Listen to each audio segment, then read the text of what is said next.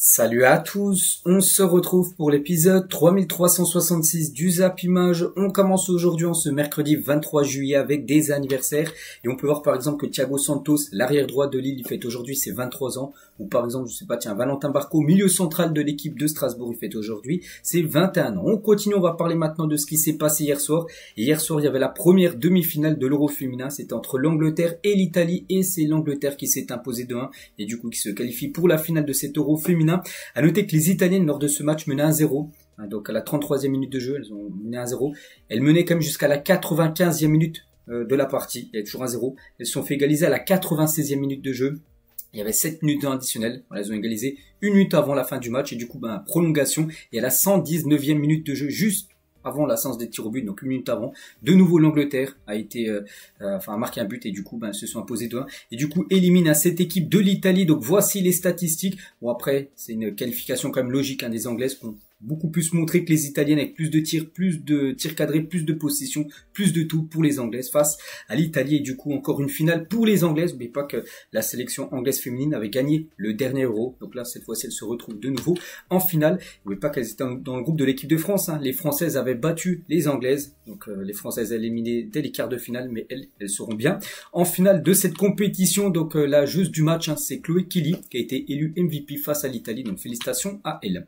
Et concernant la coach anglaise, donc Weigman, a atteint la finale quand même de toutes les compétitions majeures qu'elle a dirigées. C'est fou. L'Euro 2017, l'Euro féminin, elle était la sélectionneuse des Pays-Bas. Elle allait en finale. Coupe du Monde 2019, pareil avec les Pays-Bas, elle est partie en finale. L'Euro 2022, donc avec l'Angleterre, elle a même gagné bien sûr la compétition.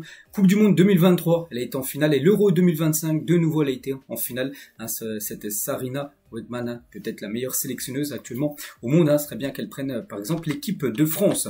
Et concernant l'autre affiche, donc ça sera ce soir, l'autre demi-finale entre l'Allemagne, qui a éliminé, vous souvenez-vous, l'équipe de France il y a quelques jours, face à l'Espagne, gros morceau. Donc voilà, l'équipe qui gagnera affrontera l'Angleterre dimanche prochain pour cette finale de l'Euro féminin. Et à noter les 4 derniers vainqueurs de l'Euro féminin de football. Donc en 2022, ça a été l'Angleterre. En 2017, ça a été les Pays-Bas. Et en 2013 et 2009, ça a été l'Allemagne. Donc l'Allemagne a remporté quand même 8 des 13 dernières éditions disputées. C'est un record. Voilà. Donc l'Allemagne peut potentiellement encore se qualifier pour une finale. Il faudra battre l'Espagne ce soir. On continue, on revient nous sur le football homme. Tiens, on va parler juste d'une rencontre. Le Napoli, un Naples qui a réalisé comme un impressionnant mercato. Il joue un match amical contre Arezzo. Donc Arezzo, c'est une équipe de Série C, la 3e division italienne. On peut voir que Naples a été battu 2-0. Voilà, donc pourtant il y a quand même des bons joueurs sur la pelouse. Il y avait De Bruyne, il y avait pas mal de cadres. Ils ont perdu 2-0 contre une équipe de 3e division italienne. Donc à noter que Noah Lang, un nouvel recrue, qui a été recruté il y a quelques jours, a concédé un penalty. Voilà. Bon, après, voilà, c'est seulement un match amical, c'est un match de préparation. On va voir comme l'équipe qui était composée là avec des sacrés cadres. Première défaite pour cette équipe de Naples. On continue, on va parler maintenant un peu mercato et feu vert. Marcus Rashford pourra jouer dès dimanche avec Barcelone en amical face à Vissel Kobe, parce que dimanche il y a un match amical. Le Barça contre Vissel Kobe, une équipe japonaise. Et Marcus Rashford fera certainement ses grands débuts. Bon, ça sera un match amical, mais il fera ses grands débuts en match avec le FC Barcelone. Donc tout est ficelé et signé pour son arrivée. Il a déjà rencontré le groupe. Officialisation, donc là c'est marqué demain, donc là c'est une info qui date d'hier. En gros, officialisation aujourd'hui. De toute façon, on parlait beaucoup de mercredi, donc aujourd'hui, par rapport à l'annonce officielle de l'arrivée de Rashford. Donc là, ça peut être ce matin, ça peut être début d'après-midi, cet après-midi, ce soir. Mais normalement, aujourd'hui, ça sera officiel. Concernant Rashford du côté du FC Barcelone, il a déjà fait ses débuts avec le Barça. Donc l'Anglais a déjà participé hier à son premier entraînement avec le groupe. Voilà, c'était hier soir. Parce qu'hier, il y a eu double séance d'entraînement. Une le matin, une l'après-midi, enfin en fin de journée. Du côté de Barcelone, il était présent pour la 2e séance d'entraînement. Marcus Rashford, donc il sera bien dans le groupe également du Barça demain, donc le 24 juillet, qui part bien sûr pour aller faire cette tournée asiatique. Et concernant Marcus Rashford, il part retrouver son ami Jess Lingard, lui qui joue du côté de Séoul, parce que le 31 juillet, là dans la semaine prochaine, il y aura un Séoul FC Barcelone. Ça sera également un match amical pour la tournée asiatique du FC Barcelone. Et toujours avec eux, à noter aussi un match important pour le Barça. C'est toujours un match qu'ils font une semaine avant le début de la Liga. C'est le trophée Juan Gamper. Et c'est officiel, le Barça affrontera l'équipe de Como pour la 60e édition du trophée Juan Gamper. Donc la rencontre aura lieu le 10 août prochain au stade Johan Cruyff et non Camp Nou, parce que de base les gars ça devait être au Camp Nou. Et du coup toutes les vidéos en gros qu'annonçaient enfin sur le site officiel du Barça, le retour du côté du Camp Nou pour ce match-là ont été retirés. Donc voilà, ça se jouera dans le stade où évolue par exemple l'équipe féminine, le stade Johan Cruyff, hein, parce qu'actuellement le Camp Nou, on peut voir une photo qui date là, il y a de quelques jours, on voit encore beaucoup de grues, beaucoup de travaux, et voilà, c'était pas possible de jouer un match en gros du côté de ce stade. On continue les gars, on va parler cette fois-ci de Rodrigo, et on apprend aujourd'hui que Tottenham surveille et aime le profil de Rodrigo. Ils sont également sur le dossier.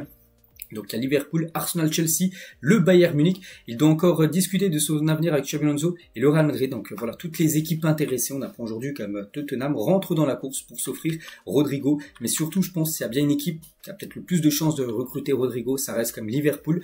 Donc les Reds n'ont pas encore entamé les discussions avec le Real Madrid, mais c'est peut-être l'équipe la mieux placée en gros pour s'offrir le joueur brésilien. Imaginez, Liverpool qui a déjà dépensé quasiment 300 millions d'euros avec du Florian Wirtz, avec Hugo Ekitike qui va être bientôt officiel, Kerkez, Frimpong. Ils peuvent faire en plus Rodrigo qui coûterait environ 100 millions d'euros. On continue, tiens, on va parler de l'ancien gardien du Real Madrid ou même du PSG, c'est Keylor Navas, et c'est officiel, 38 ans. Donc il quitte les Newell's Old Boys, donc une équipe en Argentine, pour rejoindre les Pumas, donc une équipe mexicaine. Voilà, un petit transfert, enfin un transfert concernant Keylor Navas, peut-être son dernier club, parce qu'il a quand même 38 ans, le gardien Keylor Navas. Concernant le Paris Saint-Germain, donc le PSG va transmettre une nouvelle offre pour Zarbani, défenseur de Bournemouth. On sait que ce joueur, le PSG le veut, ça fait déjà pas mal de semaines. Un accord verbal existe depuis juin entre le joueur et le Paris Saint-Germain. Donc le joueur veut rejoindre le Paris Saint-Germain. Aucune négociation active avec Tottenham malgré certaines rumeurs qu'on a pu entendre que Tottenham voulait le joueur. Non. Le joueur, les gars, s'il venait à quitter Bournemouth, ce serait seulement pour rejoindre le PSG. Alors, en gros, ce qui coince, en gros, actuellement, c'est que, en gros, Bournemouth aimerait trouver son remplaçant avant qu'il parte. Ils ont déjà perdu Hudson, ils ont déjà aussi perdu Kerkez en défense, cette équipe de Bournemouth. C'est pour ça qu'ils aimeraient déjà trouver un remplaçant. Ils avaient pensé à déjà quitter le défenseur de Lille, mais ça coince un peu, donc voilà. Dès qu'ils auront trouvé le remplaçant, on pense que ça sera directement dans la foulée le transfert de Zarbani du côté du PSG. On continue avec le club saoudien de Neom SC, donc une équipe où Alexandre Lacazette a rejoint, ou par exemple Bulka, le gardien de Nice, ou même Christophe Galtier qui est le coach. Donc fonce maintenant sur Evan Guessant. Le club saoudien veut également Axel Disasi et Ismaël Doucouré, donc Lacazette, Galtier, Bulka, Amadou Koné ont déjà signé du côté de cette équipe qui a énormément d'argent du côté du championnat saoudien. Des nouvelles les gars d'Hendrick et 8 à 10 semaines d'absence pour Hendrick avec le Real Madrid. Donc le Real Madrid a une confiance totale envers le Brésilien. Le club lui laissera le temps de se remettre complètement de sa nouvelle blessure, parce que c'est pas la première qu'il a quand même. Il en a eu pas mal la saison dernière. Au club, on pense qu'il est très talentueux et qu'il sera bientôt titulaire dans l'équipe. Voilà, bon, titulaire, on verra, parce que il joue numéro 9. Enfin, pour moi, c'est un numéro 9. Il y a du Mbappé, il y a Gonzalo Garcia aussi, qui a été une révélation là lors du dernier tournoi de la Coupe du Monde des clubs. Et Hendrick qui se blesse beaucoup, on verra, mais c'est vrai que c'est un joueur bien sûr qui a déjà montré de belles choses du côté du Real. Le problème, je pense, c'est les blessures actuellement sont trop récurrentes pour le jeune Hendrick. Concernant Pierre Lesmelou, donc Brest veut 6 millions d'euros pour Pierre Lesmelou. Lyon est loin du compte, donc première offre 3 millions d'euros qu'a proposé Lyon, ça a été refusé par Brest. La deuxième offre 3,5, de nouveau ça a été refusé. Voilà, Brest, on veut le double, ils veulent 6 millions pour lâcher leur milieu de terrain. L'AS Roma trouve un accord avec Flamengo pour Wesley, donc joueur brésilien, montant du transfert 25 millions d'euros hors bonus. Le défenseur est attendu à Rome d'ici vendredi, voilà, pour signer un contrat de 5 ans avec un salaire de 2,5 millions d'euros par an du côté de l'Italie. Concernant Frankowski, donc défenseur de l'équipe polonaise de l'équipe du Galatasaray, c'est le Paris FC qui s'attaque aussi au dossier Frankowski. Le club parisien peut proposer un transfert Galatasaray plutôt qu'un prêt, parce que le joueur, on a pu voir il avait donné son accord pour rejoindre le Stade Rennais. Donc voilà, le Paris FC et Rennes très intéressés par Frankowski. Donc Rennes préférait plutôt l'avoir en prêt avec option d'achat, alors que le Paris FC lui serait prêt à l'acheter directement. Et pour le Galatasaray, il préférait le vendre plutôt sur une vente 7 que sur un prêt, donc on verra où il filera, mais il pourrait faire son retour en Ligue 1, lui qui joue à Lens il y a encore quelques temps. Nice est sûr, Mostafa Mohamed, donc les Aiglons préparent la succession de Gaëtan Laborde, qui a rejoint le championnat saoudien, c'est officiel, et aussi sûrement Evan Guessant. On parlait juste avant, Evan Guessant il était ici, je disais qu'il allait peut-être partir à MSC, donc bien sûr Nice devra trouver absolument un remplaçant. Et ici tout simplement l'attaquant nantais Mostafa Mohamed. Elle est là, donc c'est le trophée de la Champions League et donc la Ligue des Champions. Donc le trophée désormais dans l'armoire à trophée du Parc des Princes. Les visiteurs pourront désormais prendre en photo la coupe aux grandes oreilles à Paris, parce qu'elle est toujours, elle était pas encore dans le musée. Enfin c'est pas le musée, mais l'armoire où il y a tous les trophées du Paris Saint-Germain. Je sais pas où il était, c'est ce trophée de la Ligue des Champions et l'arrivée là ces derniers jours. Donc maintenant ceux qui visitent voilà le Parc des Princes, avec bien sûr tous les trophées remportés par le PSG. Bah, vous pourrez prendre en photo, bien sûr, la Champions League remportée il y a bientôt 2 mois. On est le 23 juillet, ça a été remporté le 31 mai dernier. La nouvelle Predator Precision Silver Strike d'Adidas. Voilà, c'est une paire de crampons, mais elle est sublime, je sais pas ce que vous en pensez, hein. Voilà, tout argenté et voilà, fait par la marque allemande Adidas. Moi, je le trouve vraiment magnifique. On va parler cette fois-ci de Dani Ceballos et le Real Betis a proposé 5 millions d'euros au Real Madrid pour Dani Ceballos. Les merengues réclament 15 millions d'euros pour lâcher le joueur qui ne devrait pas être conservé par le Real. Pourquoi? Parce que j'ai pu voir que Xabi Alonso ne compterait pas sur Dani Ceballos saison prochaine, donc il pourrait partir. Et Betis Séville serait très intéressé par rapport à son retour, parce qu'il a déjà joué du côté de Séville dans le passé. Concernant Hugo Ekitike, des nouvelles, hein, donc il s'envole vers Liverpool. On peut voir lui avec son agent, la direction Liverpool, voilà, pour aller signer son contrat. Donc ça peut être officiel aujourd'hui, ça peut être peut-être demain. On parle d'un transfert qui pourrait monter à plus de 91 millions d'euros, bonus compris, le transfert d'Hugo Ekitike du côté des Reds. Hein. Il ne le savait peut-être pas encore, mais son destin avait déjà choisi ses couleurs. Donc alors qu'il ne savait pas qu'il signerait à Liverpool, donc cet été, Hugo Ekitike faisait déjà sa préparation estivale le mois dernier, donc au mois de juin, avec un maillot des Reds, floqué Steven Gerrard, numéro 28. Donc là, à ce moment-là, il y a un mois, là, on peut voir sur les images, là, il était en mode préparation, il s'entraînait, il était en vacances, mais il s'entraînait individuellement. Il portait déjà un maillot de Liverpool. Alors là, il n'y avait aucune rumeur, les gars, qu'il allait rejoindre, bien sûr, l'équipe des Reds. C'était peut-être un signe. Et du coup, là, il est très proche de rejoindre cette équipe. Toujours avec Liverpool, on va parler de Federico Chiesa, qui ne fera pas partie de la tournée, de pré-saison des Reds. Et du coup, il devrait partir. Hein. Donc Liverpool demande 15 millions d'euros pour le joueur italien. Donc 4 clubs de Serie A sont sur le dossier. Donc l'Atalanta, qui en fait une priorité. Et aussi l'AS Roma, la Fiorentina, club où il a pu jouer dans le passé, et Bologne a surveillé également la situation de Federico Chiesa qui devrait quitter l'équipe de Liverpool. Et en cas de départ de Chiesa, le remplaçant est déjà là, donc Liverpool se tient prêt pour Malik Fofana. Le club anglais attend la finalisation du départ de Federico Chiesa, ce qui est fort possible, pour lancer son offensive et trouver son remplaçant sur le côté, sur l'ailier belge. Hein. Voilà, un genre de ailier, on va dire, donc très apprécié par la cellule de recrutement. Donc ça pourrait être Malik Fofana qui pourrait être le remplaçant tout simplement de Federico et Chiesa. Toujours du côté de Liverpool, donc Liverpool est prêt aussi à foncer sur Marguilly si son prix est jugé raisonnable pour remplacer Quensa. N'oubliez pas Quensa, défenseur de Liverpool, a signé officiellement du côté du Bayer Leverkusen, ça leur fait comme un défenseur central en moins, et pense à Marguilly pour amener tout d'abord un nouveau défenseur du côté de cette équipe. Des nouvelles de l'ancien gardien de l'Olympique de Marseille, Paul Lopez, et c'est officiel, Paul Lopez signe au Real Betis. Il était parti au Mexique, je sais plus trop, à Toluca, je crois, une équipe comme ça. Donc là, il revient en Europe. Il re-signe au Betis. Ça faisait, j'ai pu voir l'info là il y a quelques heures, je crois, ça fait à peu près 7 ans qu'il avait plus joué au Betis Séville. Il revient dans son club d'avant. Donc voilà, retour pour lui en Espagne. Lui aussi, retour en Espagne, c'est Aymeric Laporte est de retour à Bilbao 7 ans après son départ. C'est pas encore officiel. Mais ça devrait l'être. Donc objectif Coupe du Monde 2026, donc l'année prochaine avec l'Espagne. Il va donc rejouer la Ligue des Champions cette saison et devrait s'engager du côté de Bilbao, un club où il avait déjà pu évoluer bien sûr dans le passé. Donc il va quitter l'équipe de Cristiano Ronaldo, l'équipe d'Al Nasser. Des nouvelles aussi de Luis Diaz, donc Liverpool et le Bayern Munich sont optimistes quant à un accord pour Luis Diaz. Le club bavarois est prêt à payer les 75 millions d'euros demandés par Liverpool. Donc un accord pour un contrat de 4 ans a été trouvé avec un salaire brut d'environ 14 millions d'euros par an. Tiens, c'est à peu près le même salaire que touche Marcus Rashford du côté du FC Barcelone, parce que j'ai pu voir le salaire de Rashford brut, c'était 14 au Barça, donc lui aussi ça sera le même salaire du côté du Bayern pour Luis Diaz. Concernant Granit Xhaka, donc milieu suisse du Bayer Leverkusen, ne veut rejoindre que Sunderland. Il y a des autres équipes intéressées, mais lui veut seulement jouer avec le promu en PL la saison prochaine. Un accord a été trouvé avec le joueur de 32 ans. Il a demandé à Leverkusen de conclure le deal rapidement. Il pourrait faire son grand retour dans le championnat anglais, lui qui a longtemps joué à Arsenal dans le passé. Pierre-Emerick Aubameyang n'arrivera pas aujourd'hui à Marignane parce que de base, il aurait dû arriver mardi soir. Donc mardi soir, c'était hier soir. Il aurait dû arriver à l'aéroport à côté de Marseille et du coup il n'est pas arrivé. Voilà. Donc son arrivée est simplement repoussée, il n'y a pas de souci, il va bien signer du côté de Marseille. Quelques démarches restent à finaliser, mais son transfert à l'OM n'est pas remis en question. Voilà, peut-être il arrivera aujourd'hui au lieu d'hier, mais voilà, il va bien signer du côté de l'OM. C'est quasiment sûr, et déjà le Erwigo, Fabrizio Romano devrait s'engager pour 2 années du côté de Marseille. Lui aussi devrait signer à Marseille. Donc Timothy Weah à l'OM, c'est bientôt bouclé, donc près d'1 an avec une obligation d'achat. Dire que Marseille sera obligé de l'acheter dans 1 an, 15 millions d'euros plus des bonus. Voilà, ça fait de nouveau numéro 9 du côté de Marseille, Weah et Pierre-Emerick Aubameyang. Et concernant Igor Paxeo, donc un joueur qu'on a pu parler aussi ces derniers jours, ce joueur du Feyenoord, donc à l'Olympique de Marseille, c'est au point mort, d'après RMC Sport. Donc le Feyenoord n'a toujours pas donné suite à l'offre de 28 millions d'euros. Marseille a fait une offre de 28 millions d'euros. Pour l'instant, le Feyenoord n'a rien dit. Ils ont pas dit oui, ils ont pas dit non. J'ai pu voir qu'ils attendaient au moins 40 millions d'euros. Donc c'est, en gros, s'ils répondent pas, c'est qu'ils sont pas satisfaits de l'offre de Marseille. On va parler de Otavio, qui est un joueur qui va signer du côté du Paris FC. Il y a le Here de Fabrizio Romano. Donc la future recrue du Paris FC avait fait polémique en avril dernier pour un anniversaire.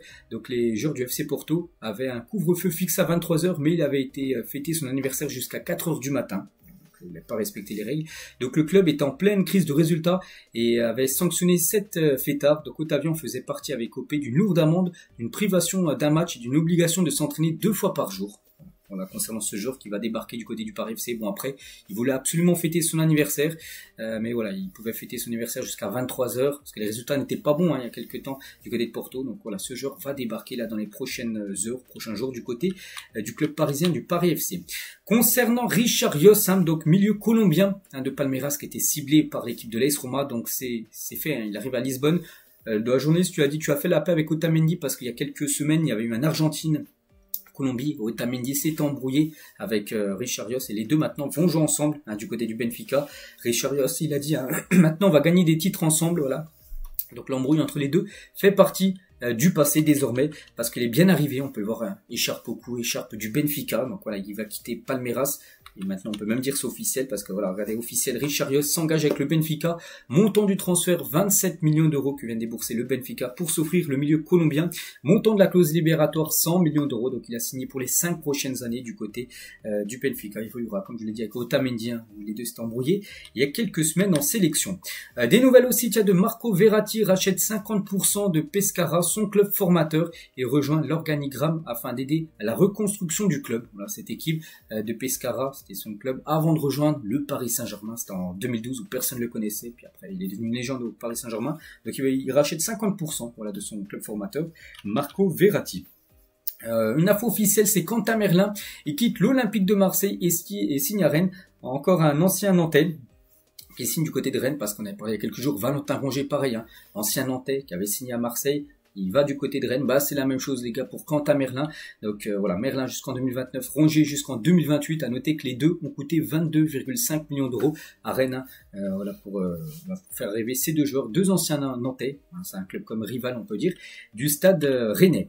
On continue cette fois-ci avec Victor Gyökeres. Ça y est, les gants touchent au but par rapport à son transfert. Fabrizio Romano, Here we go, vous savez ce que ça veut dire? Ça veut dire que Gyökeres va enfin signer du côté des Gunners, la fin du feuilleton qui a duré quand même très longtemps concernant l'attaquant suédois. Donc montant du transfert, 73,5 millions d'euros, bonus compris. Donc contrat d'une durée de 5 ans. Ça peut être officiel aujourd'hui, ça peut être officiel demain, ça peut être officiel peut-être la semaine prochaine, on ne sait pas, mais il va bien rejoindre l'équipe d'Arsenal. Maintenant, il n'y a plus de doute. Vous savez que les Gunners étaient les plus intéressés. Donc voilà, Gyökeres, un petit rappel. Du côté du Sporting, il a joué quand même 102 matchs, il a marqué 97 buts. Bon, après, on verra parce que le championnat portugais, ça vaut pas non plus le championnat, bien sûr, anglais, qui est la première ligue, bien sûr, le championnat le plus relevé au monde. Mais voilà, on verra s'il confirmera ces magnifiques stats qu'il a pu avoir, bien sûr, du côté du Sporting. Donc, grosse recrue du côté de l'équipe d'Arsenal. Anthony va absolument revenir au Betis Séville. N'oubliez pas qu'il avait été prêté de janvier jusqu'à juin. Le Brésilien a refusé des approches d'autres clubs. L'opération va être compliquée, mais le club espagnol reste optimiste. Pourquoi c'est compliqué? Parce qu'il coûte cher, bien sûr, Anthony. Manchester préférait le vendre, mais bon, il a acheté 95, ils vont pas le vendre 20 millions d'euros, il perd 70 dans l'opération. Ils aimeraient en récupérer au moins 50 millions d'euros, et rien que 50 pour le Betis. C'est une somme énorme. Il faudrait voir peut-être sur une formule d'un nouveau prêt. Ça peut peut-être envisager. Donc on verra. Mais lui souhaiterait retourner en Espagne du côté du Betis Séville. Il a été plutôt même très bon. Anthony. Alejandro Garnacho, Sancho, Anthony, qu'on parlait juste avant, et Tyrell Malacia ne partiront pas en tournée avec Manchester United. Parce que la Manchester, tiens, aujourd'hui, peut-être demain, ils partent aux États-Unis faire leur tournée de pré-saison. Et bah tous ces joueurs-là ne sont pas convoqués par Ruben Amorim. Donc des joueurs qui vont partir. Garnacho, on sait que c'était embrouillé lors de la finale de l'Europa League il y a quelques semaines. Parce que Ruben Amorim n'avait pas fait jouer. Donc depuis c'est très compliqué entre les deux, donc il va partir. Sancho, c'est qu'il sera pas conservé. Anthony, on en a parlé juste avant, il partira, pareil pour Malacia. Donc ils sont tous à vendre. Voilà, ces 4 joueurs de Manchester United. Concernant un autre Manchester City serait prêt à faire une offre de 75 millions d'euros pour Tino Livramento. Donc Newcastle prépare une prolongation avec une augmentation salariale pour contrer l'intérêt des Sky Blues intéressés par Livramento, le joueur de Newcastle. Concernant Rodrigo de Paul, on en parlait, je me souviens il y a encore quelques jours à l'Inter Miami, et ben Rodrigo, il va bien rejoindre le club aux États-Unis. Donc l'Atlético Madrid va récupérer 15 millions d'euros en vendant Rodrigo de Paul. Donc lui un contrat de 4 ans l'attend du côté de Miami. Je sais pas si son salaire sera vu à la hausse, certainement. Je pense qu'il touchera plus d'argent à Miami que ce qu'il touchait du côté de l'Atlético Madrid. Mais en tout cas, une chose qui est sûre, c'est qu'il va retrouver son grand ami Lionel Messi. Les deux Argentins seront ensemble du côté de Miami là pour, dans quelques jours. Naples a fait une nouvelle offre à Bologne pour Dai Endoy, donc attaquant très sous-coté de Bologne, attaquant suisse. Le Napoli propose un prêt payant de 9 millions d'euros assorti d'une une option d'achat obligatoire plutôt de 31 millions d'euros. Voilà, maintenant on attend la réponse de Bologne. Voilà, pour voir s'ils lâcheront ou non leur joueur. N'oubliez pas que Bologne joue la Coupe d'Europe, il joue l'Europa League saison prochaine, c'est pour ça qu'il faut garder aussi quelques bons éléments, sinon ça va être compliqué. Ils ont déjà perdu Beukeema, qui a quitté Bologne pour aller à Naples. Voilà, on verra si sera conservé ou pas. L'attaquant suisse officiel qui est un ancien joueur du Havre ou même l'ancien joueur de Lyon, Tino Kadewere, quitte Nantes et signe à l'Aris Salonique, voilà, une équipe grecque. 4 buts et 2 passes D seulement en 28 matchs avec le FC Nantes. C'est vrai que ça a été un sacré flop pour un attaquant, 28 matchs, 4 buts. C'est très moyen, donc là il part du côté du championnat grec. On lui souhaite bonne chance et bonne continuation. Concernant Xavi Simons, ça sent le départ les gars, donc Leipzig se prépare à vendre Xavi Simons. L'Hollandais est tout proche d'un accord avec Chelsea. Chelsea qui a déjà quand même pas mal de joueurs offensifs, João Pedro qui vient de signer, Liam Delap, Estevao, le joueur brésilien. Ils vont faire également Xavi Simons. Le club allemand voudrait, donc leur Leipzig voudrait un joueur des Blues pour le remplacer, Chukwuemeka, voilà, qu'ils aimeraient avoir en échange, on peut dire, de Xavi Simons qui devrait partir du côté de la première ligue. Concernant Thomas Müller, actuellement libre, n'oubliez pas que Thomas Müller a joué son dernier match avec le Bayern, c'était face au PSG, souvenez-vous, c'était lors de la Coupe du Monde des clubs, défaite 2-0 en quart de finale. Thomas Müller ne prendra pas sa retraite, c'est vrai qu'il aurait pu dire c'est fini le football. Non, il va continuer. À 35 ans, il devrait poursuivre sa carrière aux États-Unis. 2 clubs sont dans la course, dont le Los Angeles FC, qui est très intéressé par le joueur allemand. Des nouvelles tiennent de Bryan Mbeumo, une nouvelle signature. On a parlé hier, c'était officiel, 81 millions d'euros qu'a déboursé Manchester United pour s'offrir l'attaquant camerounais. Donc les deux, Mbeumo et André Onana, donc les deux Camerounais, ensemble dans l'avion direction les États-Unis pour la tournée de Manchester United. On parlait de joueurs comme Garnacho, Anthony ou même Sancho n'étaient pas présents pour cette tournée américaine. Et premier entraînement aussi pour Bryan Mbeumo avec Manchester United. Donc voilà, gros renfort, genre sous-côté, parce que peut-être il joue à Brentford tout ça, mais il a totalement le niveau, surtout pour jouer dans un club comme Manchester, un club en grande difficulté. Et à noter que 3, qui est une équipe de Ligue 2, devrait toucher 9 millions d'euros grâce à Bryan Mbeumo. Donc grâce au transfert du Camerounais à Manchester United pour 81 millions d'euros. Donc les Stades de 3 va récupérer 7,4 issus de la plus-value, plus 2 millions d'euros en indemnité de formation. Donc ça c'est une très belle rentrée d'argent pour l'équipe de Troyes. On continue avec son ami, donc Mbeumo, on a parlé, donc il quitte bien sûr Brentford, mais Yohan Wissa lui aussi pourrait partir. Il veut quitter lui aussi Brentford. Brentford va peut-être perdre ses 2 attaquants qui marquaient tous les buts. Donc lui veut partir et a quitté le stage de pré-saison. On va dire qu'il y a des chances qu'il parte. Donc Newcastle devra envoyer une offre de 35 millions d'euros. Tottenham est aussi intéressé. Brentford avait demandé plus de 55 millions d'euros à Nottingham Forest il y a quelques temps. Ça avait été refusé. Donc voilà. Concernant ce joueur aussi qui pourrait quitter bien sûr l'équipe de Brentford. On continue les gars, on va parler du Golden Boy 2025. C'est le Ballon d'Or Junior et Désiré Doué est désormais le grand favori. C'est plutôt logique pour remporter ce prix. Donc on peut voir qu'il est classé numéro 1 devant Cubarsí numéro 2, Hudson, ensuite il y a Yildiz et ensuite il y a Estevao. Voilà, bon, après c'est vrai qu'il n'y a pas trop de doute, on pense que c'est quasiment sûr Désiré Doué, vu ce qu'il a pu faire, la Ligue des Champions, même la Coupe du Monde des clubs, il est le meilleur jeune joueur de la Coupe du Monde des clubs, en Ligue des Champions, l'homme de la finale, un petit rappel, doublé et une passe D, il avait été exceptionnel, donc oui c'est le grand favori pour remporter ce Golden Boy. Donc peut-être qu'il y en a qui se disent mais pourquoi Lamine Yamal n'est pas là, alors qu'il est encore plus jeune que Désiré Doué, parce que quand tu remportes une fois le trophée, t'as pas le droit de le remporter une deuxième fois, sinon bien sûr Lamine Yamal aurait pu être aussi un grand prétendant, donc c'est pour ça que Désiré Doué, qui n'a jamais remporté ce Ballon d'Or Junior, est le grand favori pour le remporter. On continue, on va parler du FC 26, donc le prochain FIFA qui va sortir là d'ici quelques semaines. Et officiel, plus de time finishing annoncé sport pour FC 26.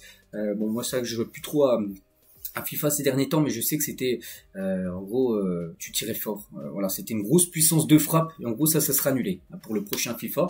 Donc à noter, voici quelques autres infos. Donc il n'y aura plus de team finishing. Les ombres aussi du stade peuvent être désactivées parce que par exemple sur certains stades, par exemple le stade de San Siro, il y avait les ombres sur la pelouse et quand tu jouais c'était c'était pas super. Donc ça, tu pourras l'enlever, les angles du stade. Donc ça, c'est plutôt une bonne nouvelle.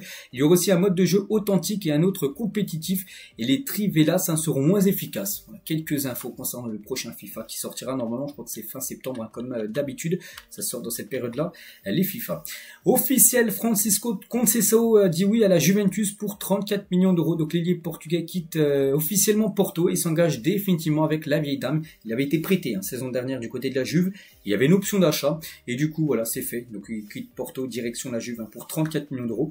Le jeune portugais. On va parler de Xabi Alonso. Le coach du Real Madrid a fait comprendre à Brahim Diaz qu'il ne sera pas titulaire cette saison avec le Real et qu'il aura un rôle comme il avait avec Ancelotti, un rôle de second plan, de super sub. Voilà. Quand il y aura beaucoup de blessés où il faudra faire tourner, là il jouera. Sinon ce sera plutôt un genre de banc. Voilà, Brahim Diaz. C'est dommage parce qu'il a quand même un sacré niveau. Donc voilà, c'est un joueur en gros qui compte pas trop. Xabi Alonso. L'AC Milan, tiens, ancien club par exemple avec Brahim Diaz où il était très important, l'AC Milan. Donc accélère pour Guela Doué, donc le grand frère de Désiré Doué. Donc les Rossoneri sont prêts à monter jusqu'à 22 millions d'euros pour s'offrir le Strasbourgeois. Voilà, on verra après si Strasbourg acceptera ces 22 millions d'euros de l'équipe de Milan. Officiel, Afonso Moreira signe à l'Olympique Lyonnais pour 2 millions d'euros. Il vient en provenance du Sporting, donc lui c'est un jeune attaquant du Sporting. Je crois qu'il doit avoir en dessous moins de 20 ans. Voilà, donc il débarque du côté de l'Olympique Lyonnais. Officiel, Maduka Okoye, gardien de Udinese, écope d'une suspension de 2 mois pour match truqué. Alors, qu'est-ce qui s'est passé? Donc il aurait volontairement pris un carton jaune lors d'un match de Serie A après avoir conclu un accord avec un ami qui a multiplié sa mise par 8 et a gagné plus de 120 000 euros grâce à ce match. Il y a des soupçons. Voilà, déjà qu'un gardien prenne un jaune, ça arrive, mais des fois c'est très rare. Et là, surtout sur ce match-là, il y avait un de ses amis, les gars, qui a mis une énorme somme, voilà, qu'il allait prendre un jaune. Et bien sûr, là, il y a eu des énormes soupçons. Et du coup, il écope quand même de 2 mois, voilà, pour match truqué. Le gardien d'Udinese. Pas de numéro 10 pour Arda Güler avec le Real Madrid parce que le 10 est libre. Modric, on peut voir tout en haut à droite, voulait que le numéro 10 vienne à Arda Güler. Et du coup, ça devrait pas être Arda Güler, ça devrait plutôt être Kylian Mbappé, les gars, qui devrait devenir le nouveau numéro 10 du Real Madrid. Voilà, il va passer du 9 au 10, Kylian Mbappé, parce que le numéro 10, c'est un maillot qui fait vendre, bien sûr, le numéro 10, même si le 9, c'est pas mal, le 10, ça se vend encore mieux. Donc là, c'est Mbappé qui devrait hériter de ce numéro 10.